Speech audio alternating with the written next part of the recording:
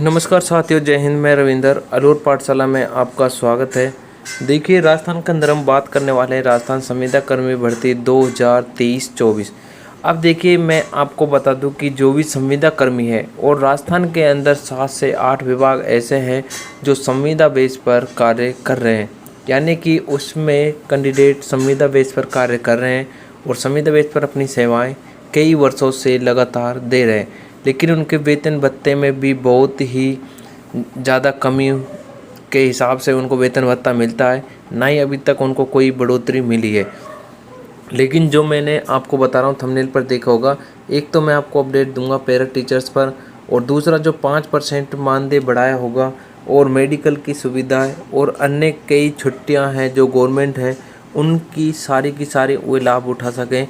और ये क्या बात सच है या झूठ है, ये भी हम बात समझेंगे। अब देखिए, जब अशोक गहलोत जी की सरकार थी तो राजस्थान में संविदा कर्मी बेस पर जो भी कार्यरत थे, संविदा बेस पर जो भी कैंडिडेट अपनी सेवाएं दे रहे थे, तो उस समय जब 1,10,000 जो संविदा कर्मी हैं उनको परमानेंट कही जाने की बात कही थी। जब वो परमानेंट होते तो राजस्थान के अंदर जो नियम लागू होता है, यानी कि contractual hiring to post rule 2022 के तहत, यानी कि इनको परमानेंट किया जाएगा, ऐसा इन्होंने बोला था। हालांकि ऐसा नहीं हुआ है। मैं आपको बता दूं कि एक यानी कि चिकित्सा विभाग और शिक्षा विभाग से आई थी एक लिस्ट आई थी 953 कैंडिडेट की, जिसमें से भी यानी कि उसमें कुछ ऐसा फर्जीवाड़ा हुआ कि जो 10 वर्ष और 15 वर्ष जो भी अपनी सेवाएं दे रहे हैं उनका नाम तो दूर दूर तक भी इसमें नहीं था। दूसरी बात मैं बता दूं कि जो ये हायरिंग टू पोस्ट रूल 2022 के तहत 1,10,000 संविदा कर्मियों को परमानेंट करने की बात कही थी, तो इसमें कुछ उसके नियम थे 2023 के फर्स्ट में अशोक गहलोत जी के टाइम। वे क्या था, मैं आपको बता दूं कि उन्होंने नियम लगाया था कि प्रत्येक 3 वर्ष के लिए 1 साल का अनुभव सर्टिफिकेट दिया जाए और कम से कम 5 साल का जिनको अनुभव है वही इसमें नियमित होने वाले हैं। अब 5 साल अनुभव का मतलब है जिन्होंने अपनी सेवाएं कितनी दी है, 15 वर्ष, यानी कि जिन्होंने अपनी सेवाएं 15 वर्ष लगातार संविदा बेस पर दी है, उन्हीं को ही क्या किया जाए, परमानेंट करा जाए। अब उसके बाद मैं आपको बता दूं कि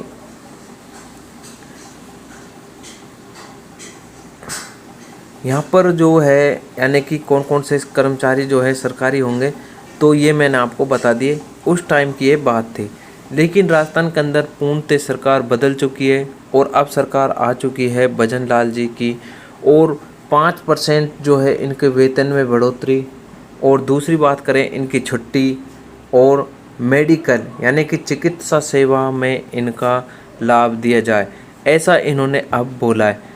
हो सकता है अब भजन लाल जी की जो सरकार है इनके लिए कुछ आवाज़ उठा सकें और इनके वेतन भत्तों में भी क्या किया जाए, इसमें बढ़ोतरी किया जाए। 5% तो इन्होंने अभी बोला है, बाकी देखते हैं क्या होता है क्या नहीं। और इसमें परिश्रमिकों के लिए क्या इसके नियम बनाए गए हैं वो भी मैं आपको एक बार बता देता हूँ। जैसे कि राजस्थान के अंदर वित्त विभाग जब इनका फंड जारी होता है तो वित्त विभाग इनके लिए एक सवाल जारी करता है, जिसमें अपने नोटिस में क्या लिखा है, नोटिस पत्र में, तो वह पत्र मैं आपको एक बार पढ़कर बता देता हूँ। देखिए, जो वित्त विभाग है इसकी तरफ से एक पत्र जारी हुआ है और इन कर्मचारियों के जो पारिश्रमिक हैं इनमें 3 पॉइंट मैं आपको एक बार बता देता हूँ, यानी कि 3.87% यानी कि वार्षिक वृद्धि की जाएगी। पूरा जो वेतन मिल रहा है उसमें उनकी जो आय यानी वेतन भत्ते हैं उसमें 3.87% की वृद्धि की जाएगी। और अन्य सोशल मीडिया पर यानी कि हवा बना रखा है कि 5% मानदेय बढ़ेगा। अब इसी दौरान बात करें तो संविदा पर जो नियुक्ति अधिकारियों व कर्मचारियों के जो पारिश्रमिक हैं उनके लगभग रुपए कहां से कहां तक बढ़ सकते हैं, यानी कि मैं आपको बता दूं 3.87% का मतलब है कि 700 रुपये से लेकर 3,000 रुपये तक इनके प्रति माह में वेतन भत्ते में बढ़ोतरी की जाएगी। ये आदेश जारी कब से किया तो मैं आपको बता दूं कि ये 19 जुलाई 2024 से माना जाएगा। ये इन्होंने पहले ही बता दिया है।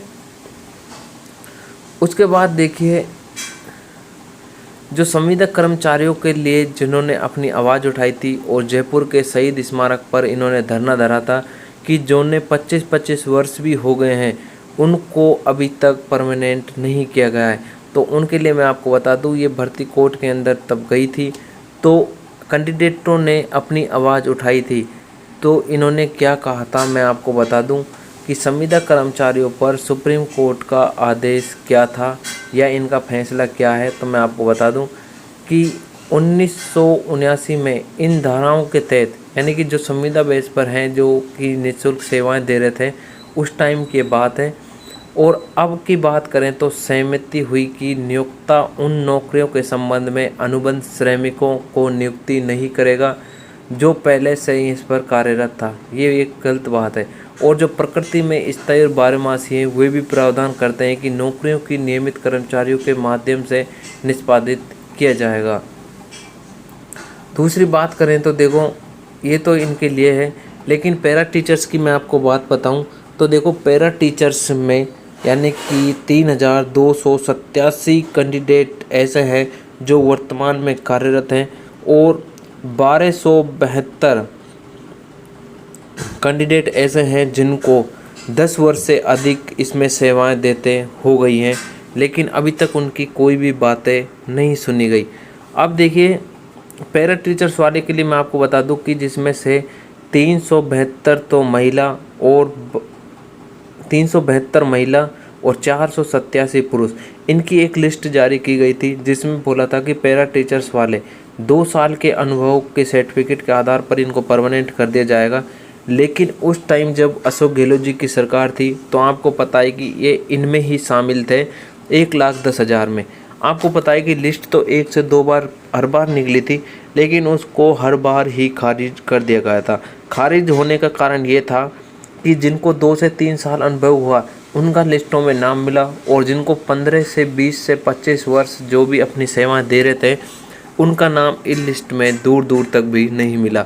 तो ये बात बहुत ही ज़्यादा मतलब कि गलत है, और जिन अभ्यर्थियों ने अपनी सेवाएं दी हैं संविदा बेस पर उन्हीं को ही सबसे पहले मौका मिलना चाहिए। ये इन संविदा कर्मियों की जो है बात है। लेकिन अब मैं आपको बता दूं कि राजस्थान के अंदर इनकी आवाज़ बहुत ही जल्द उठाई जाएगी और नियमित को लेकर बहुत ही बड़ा फैसला लिया जाएगा जब भजन लाल जी की सरकार है। और इसके अलावा कोई भी अपडेट अगर आती है तो मैं आपको सबसे पहले इन्फॉर्म करूंगा। और आज की वीडियो को देते हैं विराम यहीं पर, और मिलते हैं तब तक की नेक्स्ट वीडियो में नेक्स्ट अपडेट के साथ। जय हिंद।